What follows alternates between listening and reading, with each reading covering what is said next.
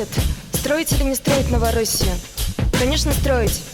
Чем больше России, тем больше удои. Я патриот.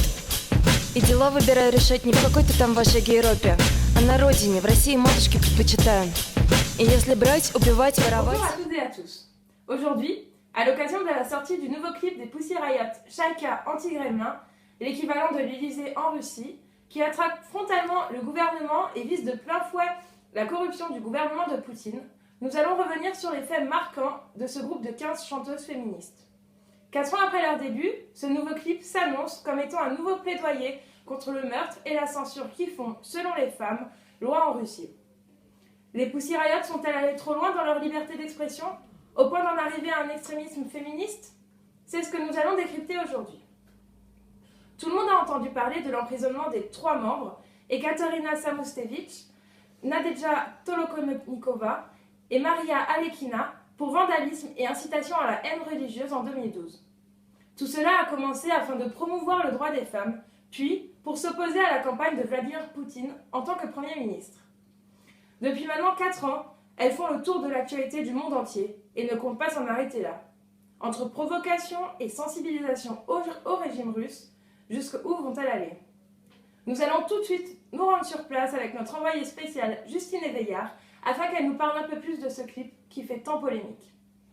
Oui, Madame Soroldoni, je suis actuellement en Russie, devant la prison, où elles ont tourné leur clip le mois dernier. Pour commencer, voyons de plus près à quoi cela ressemble. Les Pussy Riot veulent dénoncer le gouvernement de Vladimir Poutine. On y retrouve dans ce clip les symboles forts de la corruption de ce régime. Et les membres des Pussy Riot reviennent notamment sur l'affaire du procureur général Yuri Chaïka, qui a fait trembler le Kremlin il y a 2 mois. Celui-ci a en effet fait la une des journaux en décembre dernier, au lendemain des allégations d'Alexei Navalny, principal opposant à Vladimir Poutine, qui l'accusait, lui et ses fils, de blanchiment d'argent et d'enrichissement. Le lieu du clip a donc été choisi afin de dénoncer toutes les injustices pénitentiaires selon le statut juridique et social. Par ce nouveau clip provocateur, le groupe espère que le monde entier pourra les aider à révéler ce scandale au grand jour et parviendra à faire de la Russie un pays où les gens comme Chaïka ne peuvent exister. Merci Justine Éveillard. En parlant des aides et des influences mondiales, retrouvons tout de suite Maxime Sarton afin qu'il nous parle des différentes actions menées par ces femmes. Bonjour Mathilde, je suis historien spécialisé dans les contradictions au pouvoir. Les Pussy Riot sont devenus des figures emblématiques dans la contestation du système russe. Depuis 2011, ce groupe de femmes utilise la musique pour défendre leur opinion. Ce groupe de rock, punk, ont dans un premier temps milité pour le pouvoir des droits des femmes, puis après 1 an d'action se sont opposés à la campagne du Premier ministre Vladimir Poutine. Une de leurs actions, au sein d'une église orthodoxe, a conduit à leur condamnation à 2 ans d'emprisonnement en août 2012. Pourtant, 2 mois plus tard, Ekaterina Samustevich fut libérée et les 2 autres femmes en décembre 2013. Aujourd'hui, ce groupe a su faire de nouveaux adeptes. Il est constitué d'une dizaine de chanteuses et d'une quinzaine de personnes qui s'occupent de la réalisation des vidéos qui sont publiées tous les jours sur le site internet du groupe. C'était Maxime Sarton, notre envoyé spécial. Les actions des Pussy Riot ont fait réagir différents organes de la société, que ce soit l'église orthodoxe, des personnages politiques ou même des personnalités du monde artistique. Les Pussy Riot ne laissent pas indifférents. C'est ce que nous allons voir avec notre envoyé spécial, Émeric de Fréon. En effet, les critiques les plus virulentes sont orchestrées par l'église orthodoxe russe, directement concernée par cette provocation, réagit plus fermement.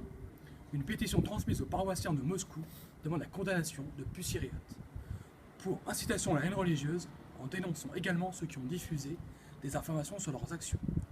Nous demandons l'arrestation de ceux qui ont, d'une manière ou d'une autre, organisé cette action, y ont participé ou encore relayé des informations aux médias la concernant, incitant à la haine religieuse et bafouant la dignité humaine garantie par la loi 282 du Code pénal russe.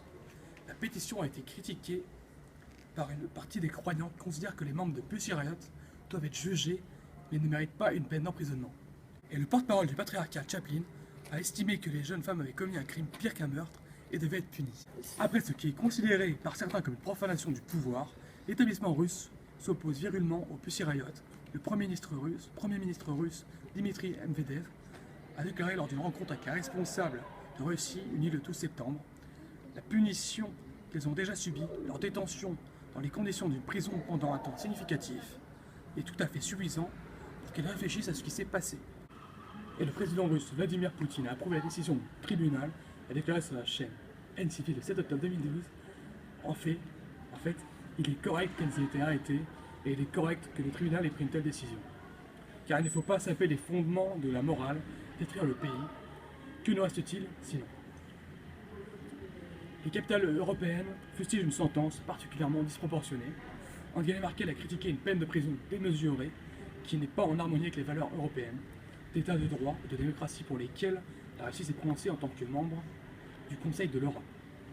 Nadja Vallaud-Belkacem, ministre des droits des femmes et porte-parole du gouvernement français, a tweeté que l'impertinence ne devrait jamais amener en prison. Alors que la chanteuse française Mireille Mathieu, qui était invitée du Festival international de musique militaire de Moscou, s'est démarquée des soutiens occidentaux au groupe des Pussy Riot en adoptant un point de vue critique, l'a dit lors d'une interview à la chaîne russe TV Centre et dont une partie a été coupée par erreur.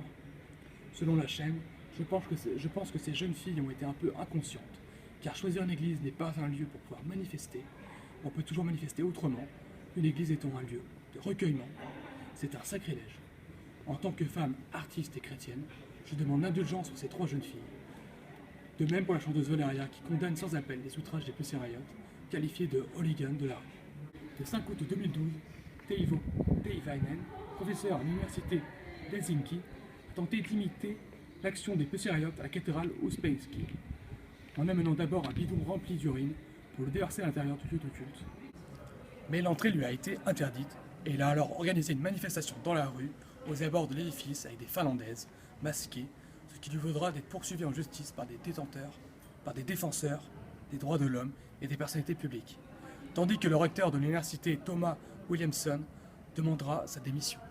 Le 17 août 2012 à Marseille, les manifestants pro-Pussy Riot ont été interpellés et verbalisés par la police pour avoir masqué leur visage en application de la loi Burqa du décret anti-cagoule.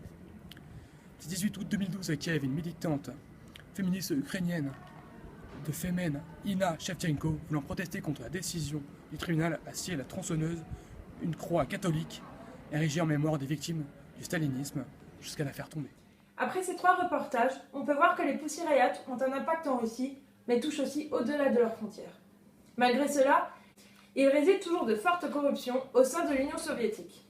On peut en conclure que leur but premier était de valoriser la liberté d'expression des femmes, mais que par le biais de leurs actions, elles s'inscrivent dans un extrémisme féministe afin de choquer l'Assemblée et changer les mœurs qui perdurent depuis bien trop longtemps selon elles.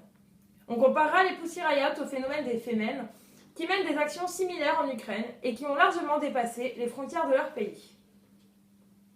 Merci à nos 3 reporters, Maxime Sarton, Justine Eveillard ainsi que Émeric Defrélon, et à nos 2 rédacteurs en chef, Maxime Coignac et Alexis Moreno.